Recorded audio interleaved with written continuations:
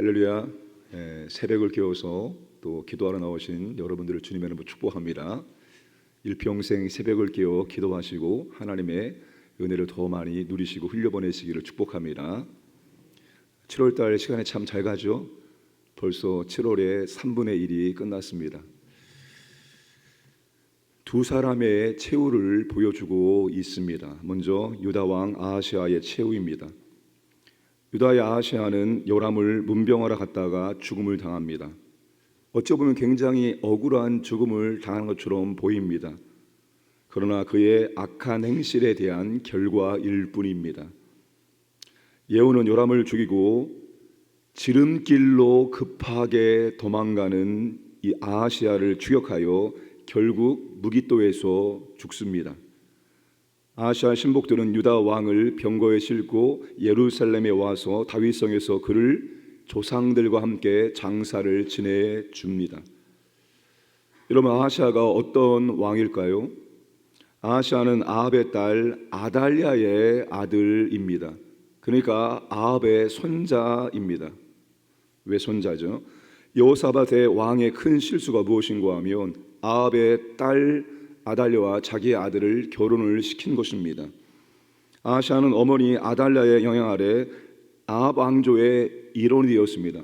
이 유다의 왕임에도 불구하고 아합 왕과의 일원처럼 아합이 갔던 악한 길을 간 것입니다. 그의 어머니와 함께 배교에 적극적으로 가담을 하였던 사람입니다. 아하시아는 다윗의 자손이지만 아합의 손자가 되기를 원했고 아합의 손자처럼 그렇게 인생을 살아간 것입니다. 그 결과 아합 왕조가 하나님의 심판으로 멸망당할 때 바로 그 땅에서 함께 멸망을 당합니다. 무깃도는 북이스라엘의 최고의 군사 요충지입니다. 아하시아가 자기 나라 땅에서 죽은 것이 아니라 바로 북이스라엘 땅에서 죽음을 맞이한 이유는 하나님의 예언의 말씀이 그대로 이루어진 것입니다. 아합 가문과 관련된 모든 남자들은 다 진멸될지어다. 그가 자유인이든지 종이든지 신분을 따지지 아니하고 아합과 연결된 모든 사람들은 다 진멸당할 것이다. 하나님의 예언의 말씀에 따라서 아하시아는 그렇게 무깃도에서 죽임을 당하게 된 것입니다. 사랑하는 여러분, 내가 어디에서 누구와 함께 하느냐 너무 중요합니다. 내가 어디에서 누구와 함께 교제하고 누구를 지지하고 누구를 협력하느냐 매우 중요하다는 사실입니다. 악한 자, 악한 세력과 손을 잡고 교제하고 함께하고 협력하면 결국 악한 자가 멸망당할 때 나도 함께 멸망당할 수 있다는 사실입니다. 그러므로 사랑하는 여러분, 우리는 하나님을 진심으로 사랑하는 사람들, 하나님께 충성하는 사람들과 함께 교제하고 그들을 도와서 함께 하나님이 기뻐하시는 뜻을 이루어 나가는 그곳에 그 사람들과 함께 해야 한다는 사실입니다. 여러분, 다윗이 뭐라고 기도했습니까? 하나님, 내가 완전한 길을 걷기를 원합니다 라고 기도합니다. 그런데 그 완전한 길을 자신 혼자서 걸을 수 있는 것이 아니라 누구와 함께 완전한 길을 걷기를 원했는가 하면 시편 101편의 6절에 내 눈이 이 땅에 충성된 자를 살펴 나와 함께 하리니 완전한 길에 행하는 자가 나를 따르리로다. 이 땅에 충성된 자, 다시 말하면 하나님께 충성된 자를 살펴 나와 함께 살리니, 그런 사람들을 내 주변에 나의 동역자로 두어서 그들과 함께 하나님 기뻐하시는 완전한 길을 걸어가겠다라고 하나님께 기도하고 있습니다. 사도 바울은 빌립보서 3장 17절에 형제들아 너희는 함께 나를 본받아라. 그리고 너희가 우리를 본받은 것처럼 그와 같이 행하는 자들을 눈여겨보라. 그와 같이 행하는 자를 눈여겨보라. 왜 눈여겨봅니까? 그런 사람들과 함께하고 가까이하고 교제하기 위함입니다. 여러분, 하나님을 사랑하는 사람들, 하나님께 충성하는 사람들, 하나님의 은혜를 간절히 사모하는 사람들, 그런 사람들과 함께하고 그런 곳에 있으며 하나님의 은혜를, 하나님의 축복을 경험할 수 있지만 반대로 한다면 우리는 오히려 하나님의 축복이 아니라 심판당할 때 함께 우리도 어려움을 당할 수 있다는 사실을 명심하시기를 바랍니다. 다음은 이세벨의 최후입니다. 이세벨은 인류 역사상 가장 비참하게, 가장 잔혹하게 최후를 맞이한 사람일 것입니다. 이세벨은 각오한 듯이 예후를 기다리고 있었던 것 같습니다. 얼마나 초연한가 하면 화장을 하고 머리를 꾸미고 기다리고 있을 정도입니다. 예후를 향해 주인을 죽인 너 시므니라고 조롱하며 저주하고 있습니다. 시므리는 영모로 왕이 된 후 7일 만에 오므리에게 죽임을 당한 이스라엘의 군대의 지휘관입니다. 예후, 너의 반란도 시므리처럼 7일 천하로 끝날 것이다 라고 저주를 하고 있습니다. 온 이스라엘을 우상의 소굴로 만든 장본인답게 눈 하나 까딱하지 않는 오만한 독종의 모습을 보여주고 있습니다. 굽힐 줄 모르는 악인의 끝판왕을 보여주고 있는 게 이세벨입니다. 하지만 이런 이세벨도 하나님의 심판은 피해 갈 수가 없습니다.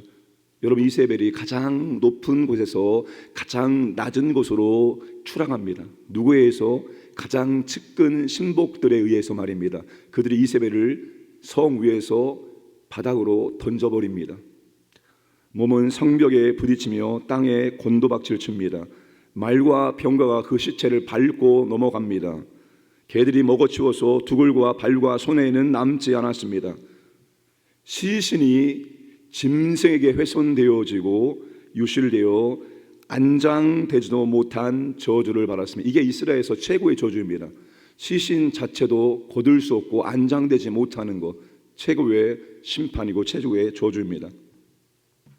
가장 비참하고 가장 잔혹하게 하나님의 심판 예언이 성취된 사람이 바로 이세벨입니다. 그만큼 하나님께서 이스라엘 백성들을 사랑했기 때문입니다. 그만큼 하나님께서 돌아오기를 회개하기를 끊임없이 경고했기 때문에 하나님의 심판도 그에게 혹독하게 임하게 된 것입니다. 여러분, 이세벨이 참혹한 최후를 맞이한 이유가 무엇입니까? 하나님께서 돌보라고 한 백성들을 제대로 돌보지 않고 우상을 숭배하고 하나님이 끊임없이 회개하라고 돌이켜도 회개하지 않았기 때문입니다. 그리고 악인에 대한 하나님의 심판은 더딜지라도 반드시 하나님의 말씀 그대로 이루어지게 된다는 것입니다. 사랑하는 여러분, 항상 끝이 좋아야 좋은 것입니다. 여러분, 이세벨은 천하를 호령했던 무시무시한 권력을 쥐고 흔들었던 사람이었습니다.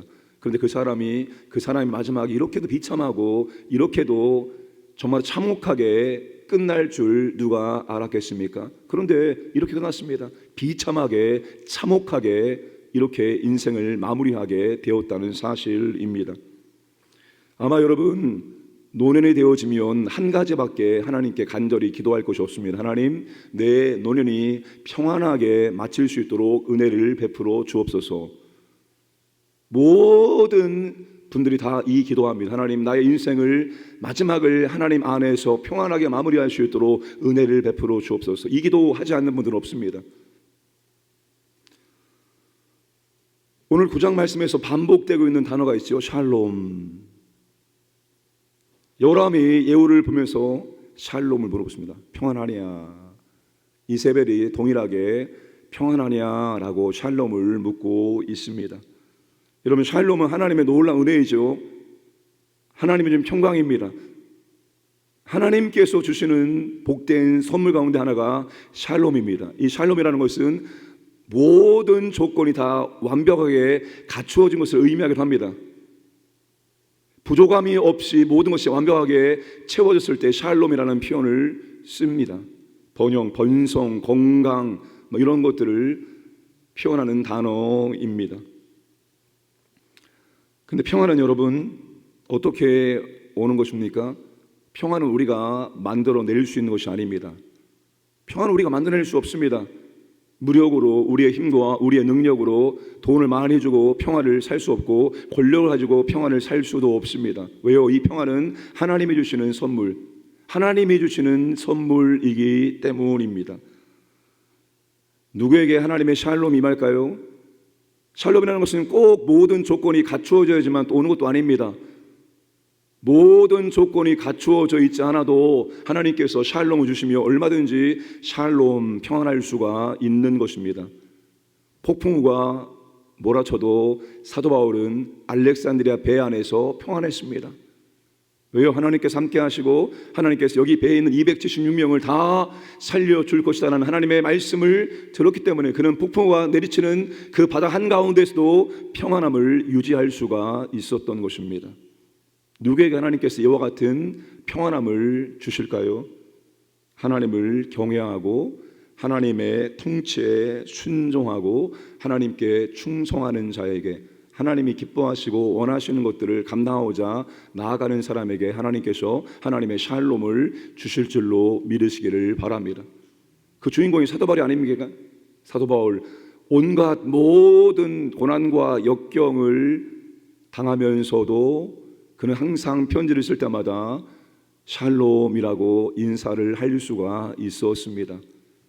우겨싸움을 당하여도 하나님께서 그를 보호하심을, 사명에 존재하는 한 하나님이 그를 보호하시고 인도하심을 알았기 때문에 그는 진심으로 샬롬할 수 있었고 모든 주의 백성들에게 샬롬이라는 인사를 할 수가 있었던 것입니다. 사랑하는 여러분, 우리의 삶도 하나님의 은혜 가운데 샬롬하기를 원합니다. 어떤 환경, 어떤 상황 속에서도 하나님이 내 마음을 주장하심으로, 성령이 내 마음을 주장하심으로 하면서 두려워하지 않고 불안하지 않고 떨지 않고 걱정하지 않고 염려하지 않고 샬롬할 수 있기를 주님의 이름으로 축복합니다.